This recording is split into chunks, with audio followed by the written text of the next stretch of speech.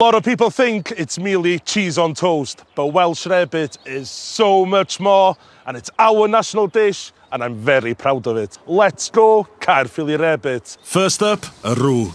Just melted butter with plain flour. Then for an umami hit, I add a long dash of Worcestershire sauce. And for a little turbocharged Welsh kick, Welsh mustard. It's very similar to English mustard, but better. I cook out the flour till the mixture smells toasty and biscuity.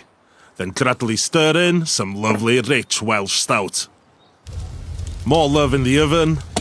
And once it's come together, it's time for the cheese. No need to grate, I just crumble plenty in the pan before melting it down. Mixing the gorgeous gooiness as I go.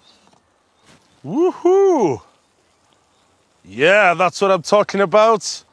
This massive slab of white bread should be strong enough to handle what's coming. And when it's time to slap on the rarebit mix, I'm definitely not shy. Back into the fire.